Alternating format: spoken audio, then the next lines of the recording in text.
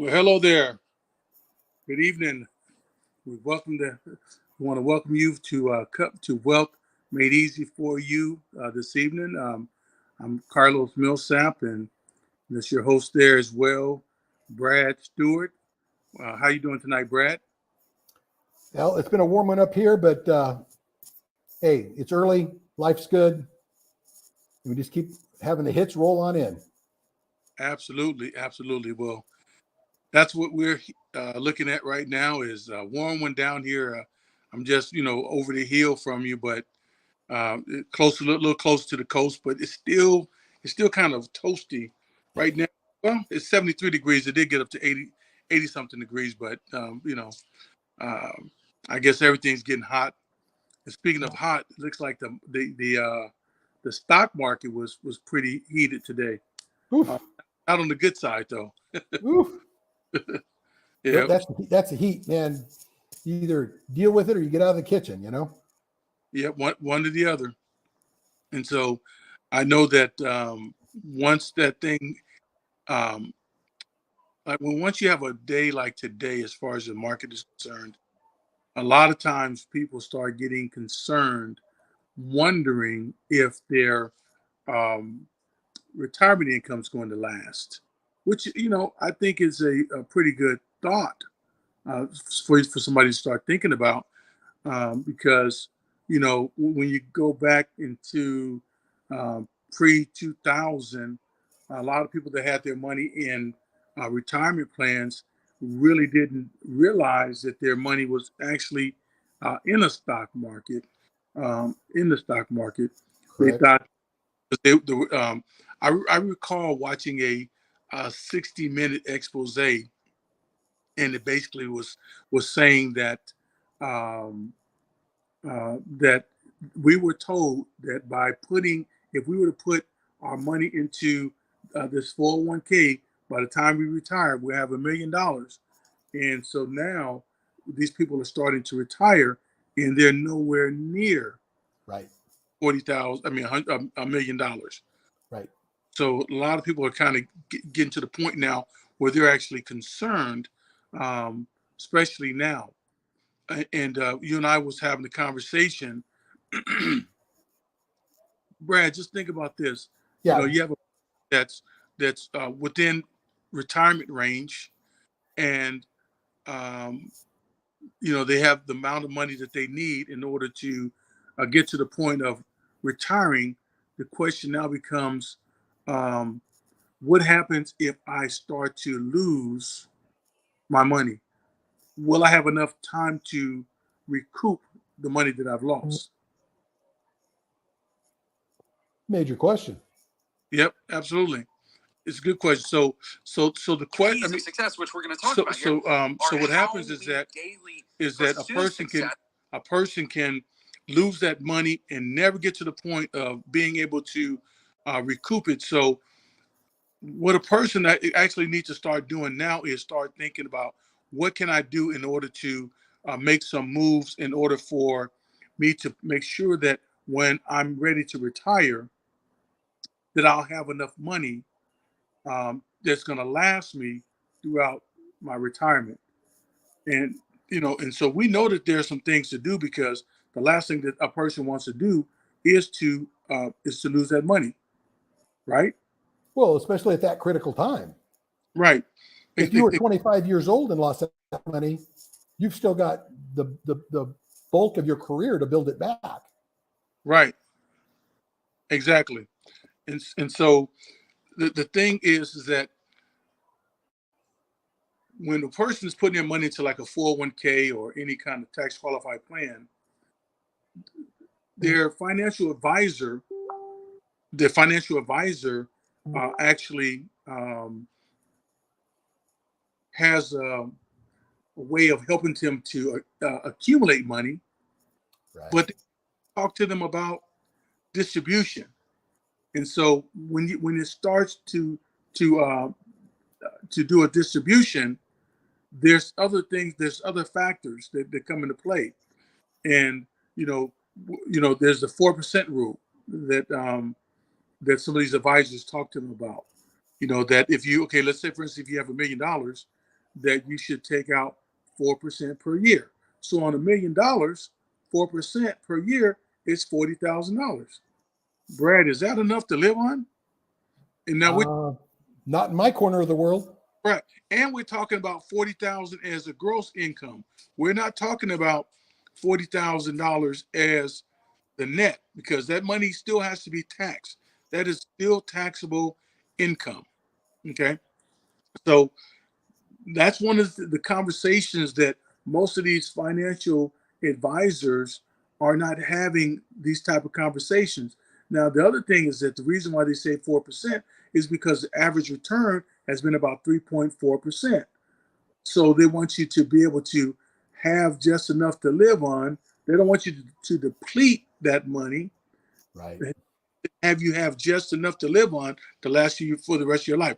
Now, back years ago, when a person would get a pension, that pension looked at both sides. It looked at the accumulation side and also looked at the distribution side. You bet. You bet. So we're looking at a mountain. We're looking at going up on one side, the accumulation, and coming down on the other side, the distribution. So on the distribution side, they don't look at that. On our side, on the things that Brad and I, things that we do, we look at the distribution. Because why? We don't want you to run out of money. And it's funny, Brad, I was just thinking, I think we had a conversation about this, is that sometimes I will ask people, and I'm sure you do too, is what is your advisor, what is it your advisor said about distribution? What is your advisor said about taxes? And I get this deer caught in the headlights look in their face, because that's something they're not talking about. Because one of the things that we know for sure is that, yes, they do a great job of what they do in helping their clients accumulate money. You bet. But the one thing that they're really concerned about is getting what's called assets under management, making sure that there's enough money in there. Now, as we start to wind down, I want to remind you that there's a comment section there. We want you to ask questions. That's what we're here for. We want to be able to provide answers to some of the things that have been pressing in your mind. And even though we're talking about a person accumulating money and getting a distribution from their funds, we want to make sure that you guys get your questions answered. But once again, one of the things that we find that's kind of odd is that these advisors are not talking to people about distribution. Well, I think it's really interesting that you pose that, because I would offer the same question to our listeners. Have you had, and assuming you're within that last 5 years before your retirement at the latest, have you had that conversation? Did your advisor, your financial advisor who's handling your money, did he initiate a conversation talking about what distribution is going to look like, how much money you're going to be able to be safely having to spend each year while you're in retirement? And has he done any calculations to give you an idea how long it will last? How long will it last? Because Carlos, you and I both know that every month we have bills that keep coming back from month to month to month. You and I like to call it the HUG. Right. The HUG, the HUG, the housing, the utilities, and the groceries. Those are things that you need every single month, because none of us are, you and I will both agree we'd like to go on a diet so we could cut down on the groceries. Absolutely. We're big guys. It's one of those type of things that, yeah, we could probably do better eating less. We want it to be voluntarily. Have to. There you go. But when it's all said and done, the bottom line still remains, you have to have money every month. Now, if you're mortgage free, you still have to pay taxes and insurance on your home. So that would plug into the housing portion of it, because everybody needs a place to live. You know, we talked yesterday about the idea of if you had a $1,500 a month mortgage, you would actually have a pay raise if you retired your mortgage. You'd have $1,500 more per month that you could use for other purposes. But getting back to the whole idea here, you need some kind of a guarantee that's going to cover your housing, utilities, and groceries. And we haven't even touched on your annual healthcare costs. What's that going to look like for you? So add all those up, and you're looking at something that is going to be required. Nobody can live without any of those things. You know, I heard guys talking today about heating oil back in the eastern part of the country, in the cold country. I've heard people talk about, you know, getting around, doing the things you got to do. I mean, utilities add up, grocery costs. How are you going to handle all that? You've got to have the money in your hands every month to pay for that, but you're not working. So the question that I've got again, has your financial advisor initiated that conversation with you about distributions of your money and how much you're going to have? The other question is, how much do you need every month to live on? I mean, not just the hug. What about the other things? Maybe you're still paying for a car, credit card debt, any of those other kinds of things that come into play. Where's that money going to come from? Right. So when you're talking about 4% on $1 million, again, the question, how many of you out there can live on $40,000 a year in retirement in the US of A? Exactly. That's Again, you know, I said, not in my corner of the world. Yeah. I mean, you know, we're in Southern California, and we're pushing between $6 and $7 a gallon for gas. right. I think it costs about $40,000 just to wake up in the morning.